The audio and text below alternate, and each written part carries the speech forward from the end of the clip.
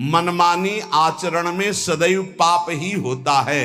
ये विकर्म बड़ा भयावह होता है और ये भारी दंड देता है, और ये कभी नष्ट नहीं होता। नष्ट तो भगवान कर सकते हैं केवल।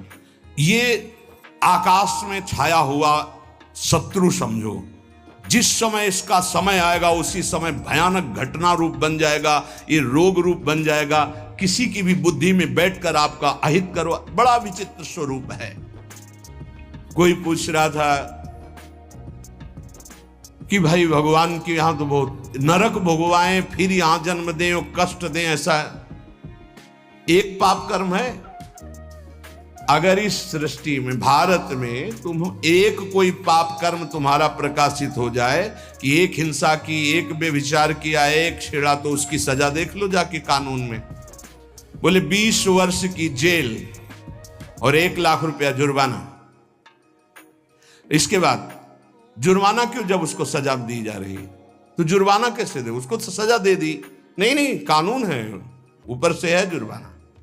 तुमने ऐसा किया, 7 साल की जेल, 50,000 जुर्माना देना पड़ेगा। ऐसे ही नरक भोग और इसके बाद पुनः तिर्यक योनियों में जन्म और उसका दंड, ये जुर्माना। खेल तमाशा समझो।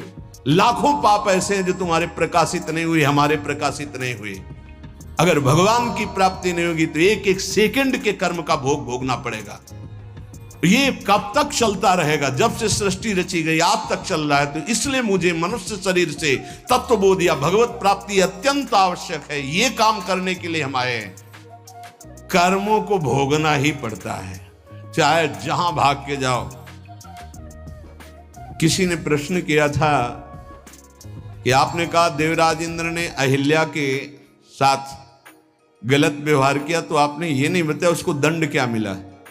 क्योंकि दंड का विषय नहीं चल रहा था, विषय चल रहा था कि भोगाकर्षण कितना प्रबल होता है कि हजारों लाखों अप्सराओं का स्वामी भी, देवराज इंद्र भी, एक मुनि की कुटिया में जाता है और वहां ऐसे गंदे भाव से गौतम ऋषि का वेश धारण कर कर अहिल्या जी का, तो उसको जानते हो क्या दंड मिला था?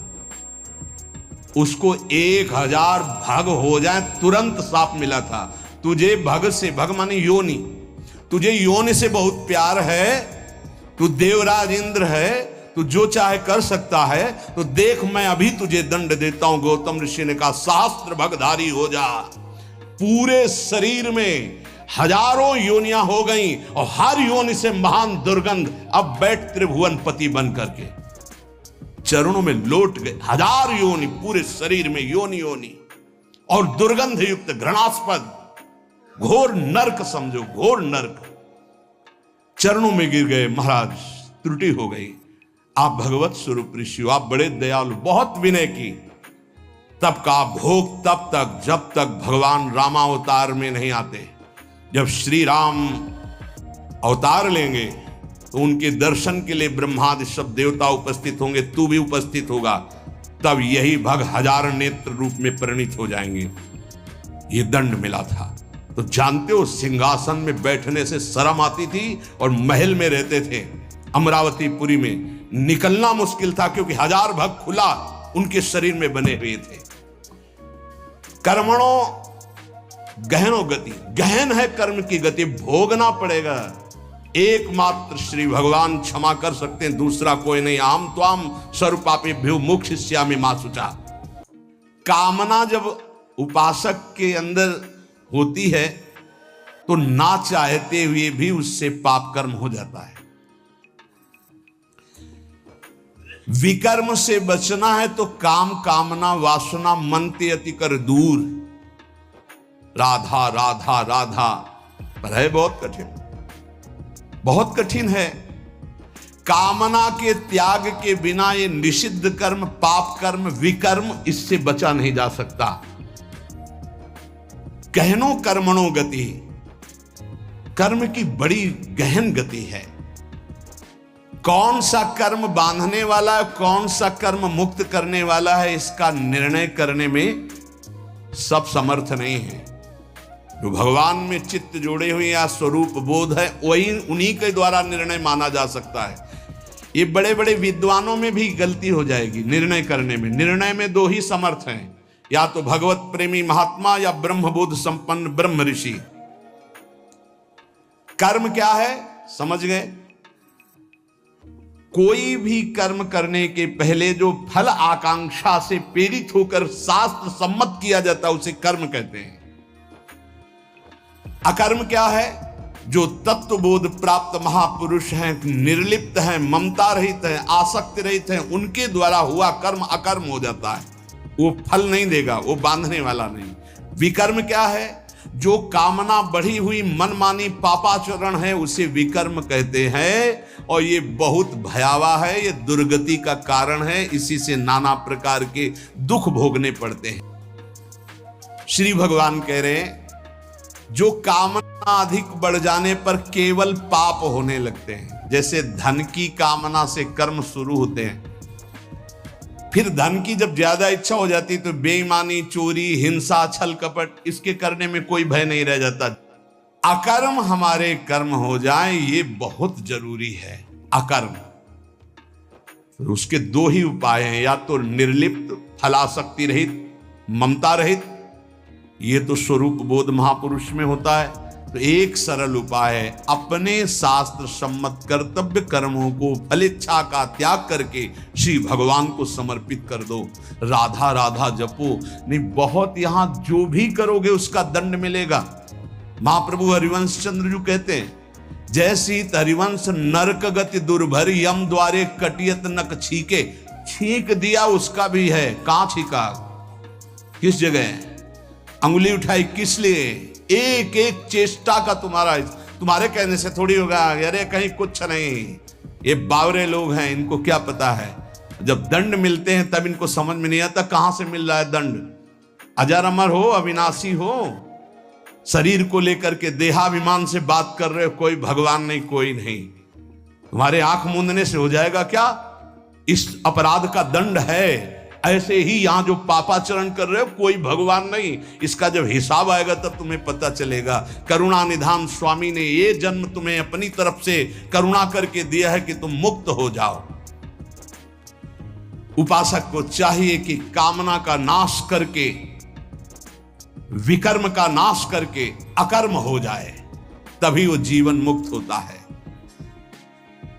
कर्मण्य कर्म यः पश्येद कर्मणि च कर्म यः, सा बुद्धिमान मनुष्येषु स युक्तः कृष्ण कर्म कृत। बड़ी बात कह रहे हैं श्री भगवान। कर्मण्य कर्म यः पश्येद कर्मणि च कर्म यः, जो मनुष्य कर्म में अकर्म देखता है स्थिति, और जो अकर्म में कर्म देखता है, वो मनुष्यों में सर्वश्रेष्ठ बुद्धिमान है, वो योगी है, वो ज्ञानी है, वो संपूर्ण कर्मों को करने वाला होते हुए भी कृतकृत्य जीवन मुक्त है। ये स्थिति है। कर्मण्य अकर्म यह पश्येत, कर्म करते हुए भी अकर्म स्थिति, कर्म करते हुए भी निर्लिप्त रहना। निर्लिप्तता एक बहुत बड़ी सिद्धि है। यहां जो भी कर्म होता है लिप्त होकर होता है। मानो आधी आपकी परिक्रमा हुई, चलो अब बैठ करके पद गाते हैं, हो गए। नहीं नहीं, थोड़ा ही तो रह गया, पूरी हो जानी चाहिए। क्यों, कौन सा फल चाहिए, कौन सा फल चाहिए? नहीं, पूरी होने पर ही सिद्धि होती, फल प्राप्त होती। फल आगे रख लिया ना, लिप्त हो गए, लिप्त हो। ये इसी तरह सब शुभ से शुभ, बड़े से बड़े कर्म में निर्लिप्तता का मतलब है पूर्ण होना, ना होना, लाभ होना या हानि हो जाना, जय या पराजय, सुख या दुख, सुख दुखे समय कृत्वा लाभा लाभो जया जयो। ये निर्लिप्त स्थिति है। पूर्णता, पूर्णता से मतलब कोई संकल्प नहीं, स्वाभाविक सहज ही। आगे इस श्लोक में इसका भी भगवान वर्णन करते हैं। पूरा हुआ कर्म या नहीं पूरा हुआ, फल अनुकूल आया या प्रतिकूल आया, आया या नहीं आया, इससे किसी से मतलब नहीं। निर्लिप्त शास्त्र सम्मत केवल कर्म बिना किसी संकल्प इच्छा के हो रहा है। यंत्रवत अमुक कर्म मैं करता हूं, इस कर्म का फल ये होता है, ऐसा लक्ष्य रख करके जो भी कर्म किया जाता है वो उसे बांधता है। ध्यान दीजिए, यहां भगवान बहुत सावधानी की बात कर रहे हैं। अमुक कर्म मैं करता हूं, इस कर्म का ये फल है, ऐसी भावना रखकर जो भी कर्म किया जाता है बड़े से बड़ा, वो उसे बांधता है, ना कि मुक्त करता है। प्रत्येक कर्म का आरंभ और अंत होता है, शुरू और विश्राम होता है, इसलिए उसका फल आरंभ और अंत वाला होता है। परंतु हमारी जो दुख निवृत्ति होगी, कर्म करते हुए अकर्म कर दे, उसको फल देने लायक न रखे, तभी जीवन मुक्त होगा। क्या कर्म होगा? निर्लिप्त, अनासक्त, फल की इच्छा रहित। हो रहा है, हो गया तो जय जय, नहीं हुआ तो जय जय, हमें कोई फल थोड़ी चाहिए था। स्वाभाविक एकदम, कितनी अखंड प्रसन्नता, परम विश्राम। लेकिन ये बात जब तक स्व का बोध नहीं है तब तक नहीं होगा। वो बहुत परेशान हो जाएगा, चिंतित हो जाएगा। फल की इच्छा ना रखने से नया राग उत्पन्न नहीं होता, नया राग उत्पन्न ना होने से वो बंधन मुक्त हो जाता है। ये कैसे समझ में आए? बहुत कठिन है ये समझ में आना। साधक सर्वथा वीतराग तभी होगा जब उसका नया राग उत्पन्न ना हो। वीतराग महापुरुष के सारे कर्म अकर्म हो जाते हैं।